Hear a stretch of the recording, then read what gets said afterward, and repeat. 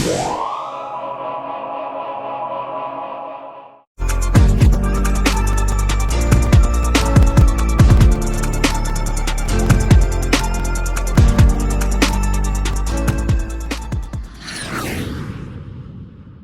pick up from the last episode, I want to circle back to what happened to my M5 when I tried to start it up. I did mention that I had a feeling that I might know what's going on just by how my car sounds and the fact that it went on limp mode. Although my car was able to start no problem, I did notice that the idle was really rough.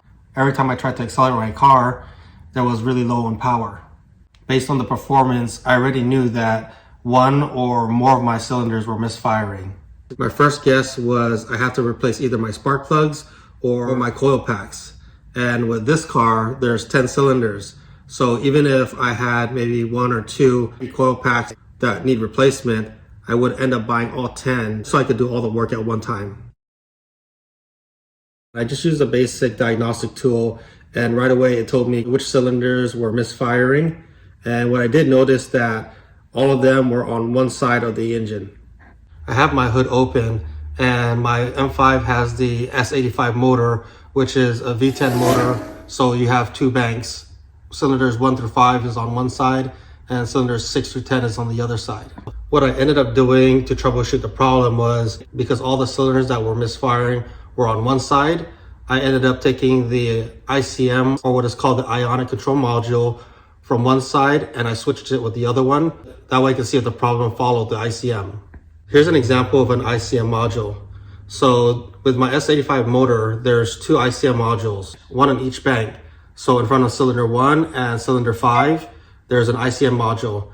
And what the ICM module does is it's basically the middleman between the DME, or what most people call ECU, and the spark plugs. So the Ionic control module communicates with the ECU and measures the resistance so it can make the appropriate adjustments in fuel as well as timing, so that the car could run at its optimum levels. So after I switched the ICMs between each bank, I noticed that when I ran the diagnostics, it came up with the same results, except it was on the other bank.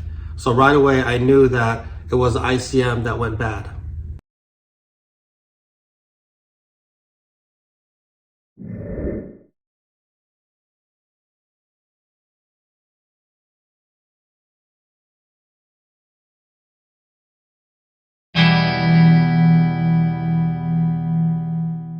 To get the job done, I had to remove quite a bit of things just to get to the ICM.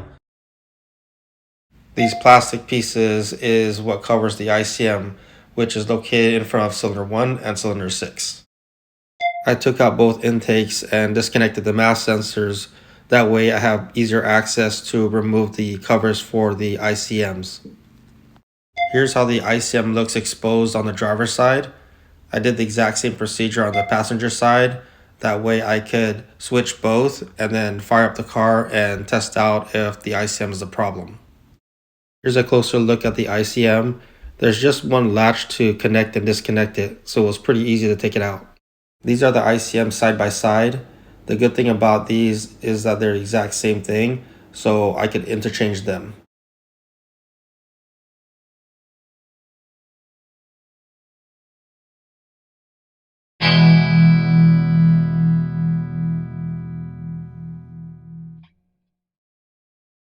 One of the things that gave me trouble was the intake box. The intake box is held down by metal clips, and on the side of the clips, they're very brittle. Sometimes when you remove it, it will disengage from the box and it will fall down. And with these cars, if it falls down, it usually ends up at the bottom of one of the panels. With that said, it actually happened to me a couple times.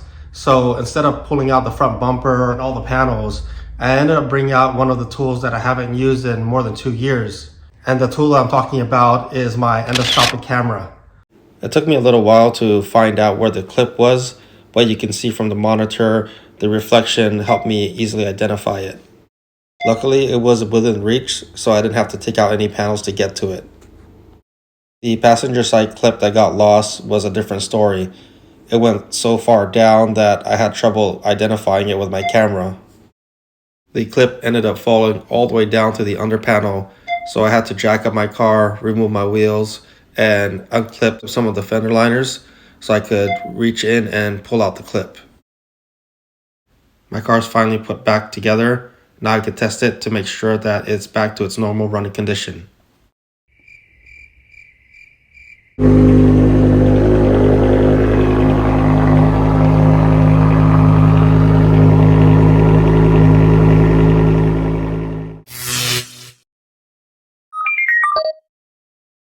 Now that my car is running good again, I want to focus on one more thing. There's a recall on the E60 M5s, and that's the battery cable, which needs to be replaced. So that's something I've been pushing back that I want to address now. It's a car show that's not too far from my house. I'm doing a little shopping in the area, so I'm going to stop by and check out some of the cars.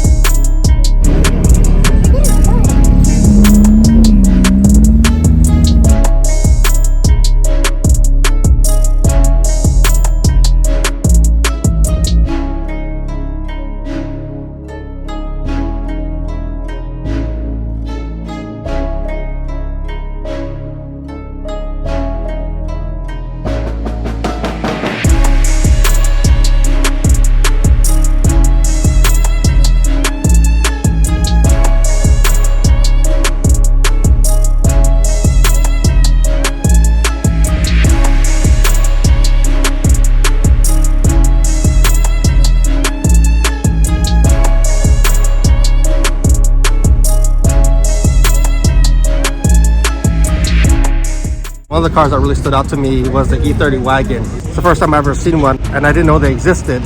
So when I saw it, it really caught my eye.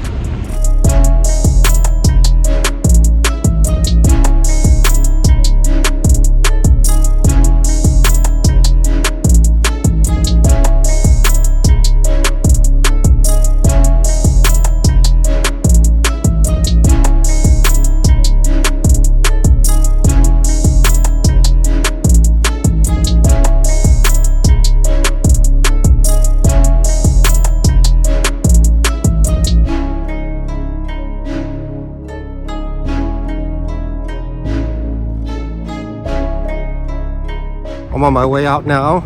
I was actually supposed to cover an event in Ontario, which is just down the street, for the Porsche Classic event. So I'll have that coverage on the next episode.